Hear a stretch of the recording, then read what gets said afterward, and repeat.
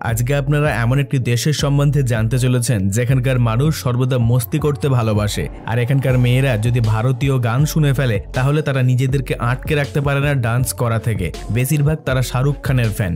এছাড়াও এই দেশের মধ্যে রয়েছে দুনিয়ার সবথেকে বড় অ্যামাজন রেইন ফরেস্টের অংশ। এর সাথে সাথে রয়েছে দুনিয়ার বিখ্যাত কিছু ঐতিহাসিক স্থান। কিছু বছর আগে পর্যন্ত এই দেশের মধ্যে দরিদ্রের সীমা এতটাই অতিক্রম করে গিয়েছিল যার ফলে এখানকার মহিলারা দেহ ব্যবসার মতো নোংরা কাজে নেমে পড়েছিল, কিন্তু বর্তমানে ভীষণ রকমের উন্নতি করেছে এই দেশ। আর এই দেশে এমন একটি রহস্যময় স্থান রয়েছে যার ব্যাপারে উঠে আসা প্রশ্নের উত্তর এখনো পর্যন্ত কোনো বৈজ্ঞানিক উদ্ধার করতে পারেনি। শুধু তাই নয়, এই দেশের প্রায় প্রতি বছর ৩৫ মিলিয়নেরও উপরে পর্যটক ঘুরতে আসে, আর এই দেশটির নাম হচ্ছে পেরু। এবার চলুন পেরু দেশের মধ্যে আর কি কি রয়েছে সে বিষয়ে বিস্তারিত জেনে নেওয়া যাক। বন্ধুরা, যদি আপনারা ভালোভাবে ম্যাপের মধ্যে দেখেন তাহলে সেখানে দেখতে পাবেন পেরু দেশ দক্ষিণ আমেরিকার পশ্চিম দিকে অবস্থান করছে, যার কিনারায় রয়েছে প্রশান্ত মহাসাগর। পেরুর উত্তর দিকে কলম্বিয়া এবং ইকুয়েডর দেশ রয়েছে, দক্ষিণ দিকে রয়েছে চিলি এবং বলিভিয়া, পূর্ব দিকে রয়েছে ব্রাজিল, আর পশ্চিম দিকে রয়েছে বিশাল প্রশান্ত মহাসাগর। এই দেশের ক্ষেত্রফল প্রায় ১২,৮৫,২১৬ কিলোমিটার জুড়ে রয়েছে, আর এরিয়ার দিক থেকে দেখতে গেলে এই পেরু দেশ সমগ্র বিশ্বের মধ্যে নবম স্থানে রয়েছে। এই দেশের মধ্যে ৩,৪২,০০,০০০ মতো মানুষ বসবাস করে, যার মধ্যে ৫০% পেরু দেশের আবাদিতে রয়েছে, আর বাকি ৫০% মহিলাদের আবাদি রয়েছে। পেরুর মধ্যে প্রায় ৮০% মানুষ খ্রিস্টান ধর্ম মেনে চলে, বাকি ৫% মানুষ অন্যান্য ধর্ম মেনে চলে, আর সর্বশেষ ১০% মানুষ কোনো ধর্মকেই অবলম্বন করে না। বলতে গেলে তারা এক প্রকার নাস্তিক। এখানকার মানুষেরা স্প্যানিশ ভাষা বলে থাকে, আর এই স্প্যানিশ ভাষা এখানকার আধিকারিক সরকারি ভাষা।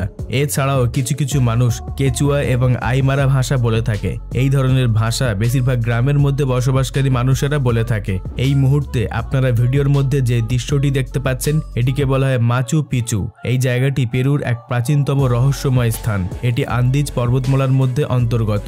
এটি একটি প্রাচীন শহর ছিল যেটা ইনকা নামক সভ্যতা তৈরি করেছিল।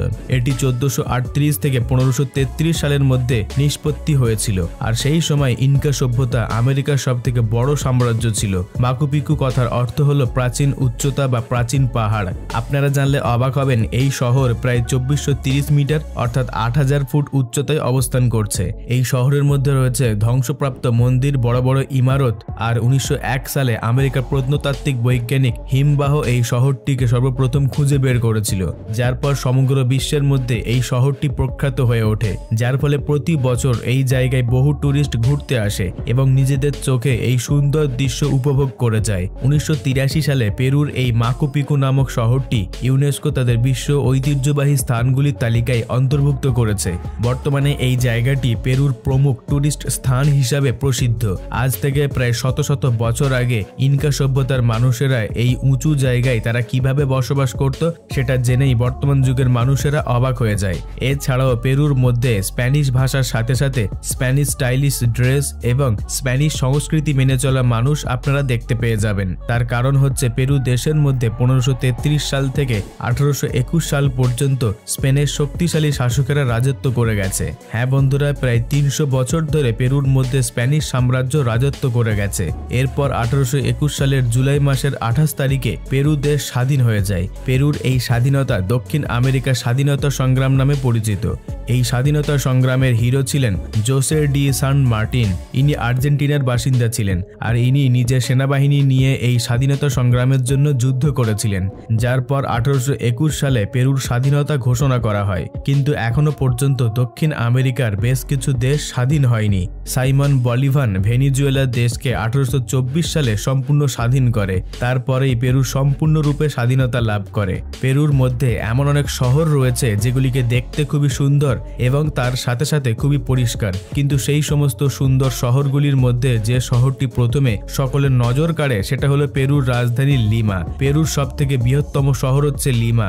এই শহরটি প্রতিষ্ঠা করেন ফ্রান্সিসকো পিজারো ১৫৩৫ সালে, আর সেই সময় এই শহরটি দ্য সিটি অফ কিং নামে পরিচিতি পেয়ে গিয়েছিল, যার পর থেকে আজও লিমা শহর ঐতিহাসিক ভবন এবং সংস্কৃতি ও অর্থনৈতিক কেন্দ্র হিসেবে পরিচিত। এই লিমা শহর প্রশান্ত মহাসাগরের পাশে অবস্থান করছে, যার ফলে তার সৌন্দর্য আরও মাত্রায় বাড়িয়ে তোলে। পেরুর বেশিরভাগ ব্যবসা বাণিজ্য প্রশান্ত মহাসাগরের উপর দিয়ে হয়, অর্থাৎ সামুদ্রিক পথ দিয়ে, আর নিজেদের দেশে প্রয়োজনীয় জিনিসপত্র এই সামুদ্রিক পথ দিয়েই দেওয়া নেওয়া করে। লিমার হিস্টোরিড সেন্টার 1988 সালে ইউনেস্কোর লিস্টে সামিল করা হয়েছিল।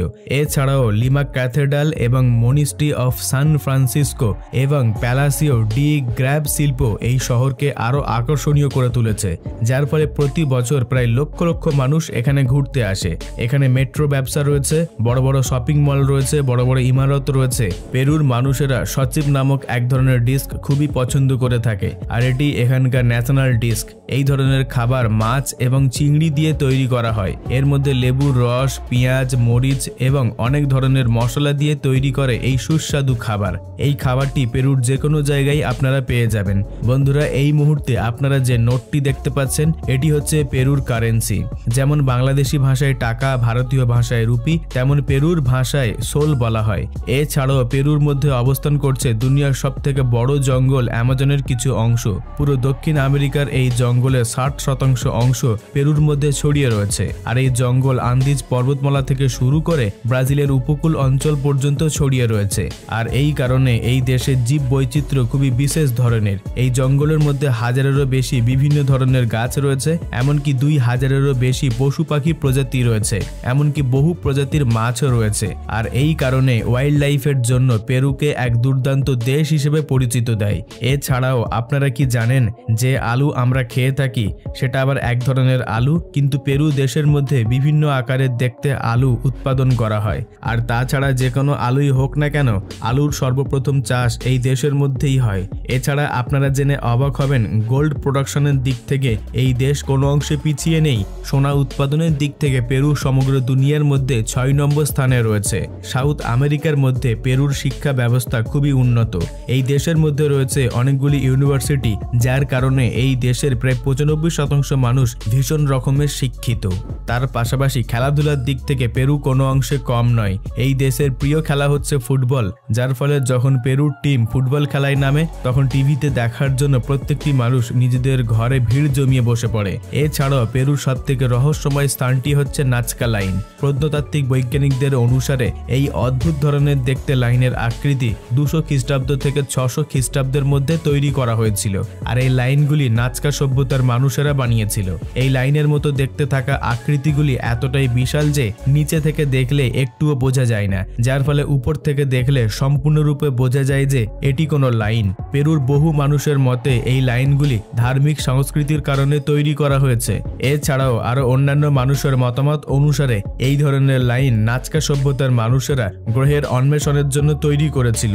বিভিন্ন লাইন কেটে তৈরি করা এই ছবিগুলি মাটিতে দাঁড়িয়ে থেকে কখনোই দেখা যায় না বা বোঝা যায় না, কারণ এই লাইনগুলি 100 মিটার থেকে শুরু করে প্রায় 1200 মিটার পর্যন্ত ছড়িয়ে রয়েছে। কিন্তু বৈজ্ঞানিকদের নানান রিসার্চের মাধ্যমে এটা জানা যায়নি যে কেন এই লাইনগুলি তৈরি করা হয়েছিল, কি উদ্দেশ্য ছিল এই লাইনগুলি তৈরি করার পিছনে।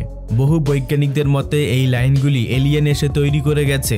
সেই ভিনগ্রহী প্রাণীরা মরুভূমির উপরে কিছু উড়ন্ত বালি সরিয়ে শক্ত বালির উপরে এবং কিছু পাথরের উপরে খোদাই করে এই আকৃতিগুলি তৈরি করেছে। এবারে আসল থিওরি বা আসল কাহিনী কি রয়েছে সেটা এখনো পর্যন্ত কেউ জানতে পারেনি। আর এই কারণে পেরুর নাজকা লাইন আজও পর্যন্ত বৈজ্ঞানিক মহলে রহস্যময় হয়ে রয়েছে। পেরু দেশটি এতটাই সুন্দর দেখতে যে প্রতি বছর এখানে প্রায় 35 মিলিয়নেরও বেশি পর্যটক ঘুরতে আসে। যারা ইতিহাসের বিষয়ে বেশি আগ্রহ তারা এই পেরু দেশে এসে স্পেনের ঐতিহাসিক স্থাপত্য এবং ঐতিহ্যময় দৃশ্য সচক্ষে দেখে একেবারে আশ্চর্য হয়ে যায়। যাদের রহস্য ভালো লাগে তাদের জন্য নাজকা লাইন রয়েছে। যাদের সমুদ্র কিনারায় বসে আরাম করতে বেশি ভালো লাগে তাদের জন্য বিশাল প্রশান্ত মহাসাগরের কিনারা রয়েছে। এই দেশ চারিদিক থেকে উপার্জন করে, যার মধ্যে প্রথমে রয়েছে মাইনিং। পেরুর মধ্যে খনন কার্য ভীষণ মাত্রায় করা হয়ে থাকে, আর সেই খনন কার্যের মাধ্যমে প্রাকৃতিক উপায়ে উপস্থিত খনিজ এবং প্রাকৃতিক উপাদানগুলি পাওয়া যায়। তামা এখানে প্রচুর পরিমাণে পাওয়া যায়, আর এই তামাকেই পেরু সমগ্র বিশ্বের মধ্যে এক্সপোর্ট করে থাকে। এছাড়াও এখানে সোনার খাদানও রয়েছে। দ্বিতীয় নম্বরে রয়েছে এগ্রিকালচার। পেরু দেশের মাটিতে কফি, আঙুর, তুলা এবং আলুর কোনো অভাব নেই। এখানকার মানুষেরা এই সমস্ত জিনিস নিজেদের জন্য ব্যবহার করে, শুধুমাত্র তাই নয়, দক্ষিণ আমেরিকার অন্যান্য দেশেও রপ্তানি করে থাকে। তৃতীয় নম্বরে রয়েছে মাছ ধরা। পেরুর এই ফিশিং ব্যবস্থা পেরুর অর্থনৈতিক দিককে ভীষণভাবে সাহায্য করে। বিভিন্ন ধরনের মাছের সাথে সাথে মাছের তেলও এখান থেকে এক্সপোর্ট করা হয়। চতুর্থ নম্বরে রয়েছে ট্যুরিজম। আর এই ট্যুরিজমের ব্যাপারে আপনারা প্রথমেই জেনে নিয়েছেন, পেরুর মানুষেরা আপ্রাণ চেষ্টা করে গিয়েছিল যেন এই দেশের যে কোনো একটি মানুষ নোবেল প্রাইজ জিতুক, যার ফলে এখানকার মানুষেরা ভীষণভাবে কঠোর পরিশ্রম করেছে নোবেল প্রাইজ পাওয়ার জন্য। আর অবশেষে 2010 সালে মারিও ভার্গাস সাহিত্যের দিক থেকে এই পুরস্কার অর্জন করে। এবার আপনাদের মধ্যে যদি কারুর পেরু দেশে ঘুরতে যেতে ইচ্ছা করে তাহলে আপনারা অবশ্যই নিঃসন্দেহে এখানে যেতে পারেন। বন্ধুরা, এই ছিল পেরু দেশ সম্পর্কে কিছু অজানা তথ্য। আজকের এই তথ্যপূর্ণ ভিডিওটিকে লাইক দিয়ে অবশ্যই সকলের সঙ্গে শেয়ার করে দেবেন এবং নিচে কমেন্টে আপনাদের মূল্যবান মতামতটি আমাকে জানিয়ে দেবেন। আপনাদের মধ্যে যদি কেউ নতুন দর্শক হয়ে থাকেন তাহলে সাবস্ক্রাইব করে আমাদের পাশে থাকবেন। সর্বশেষে থ্যাঙ্কস ফর ওয়াচিং।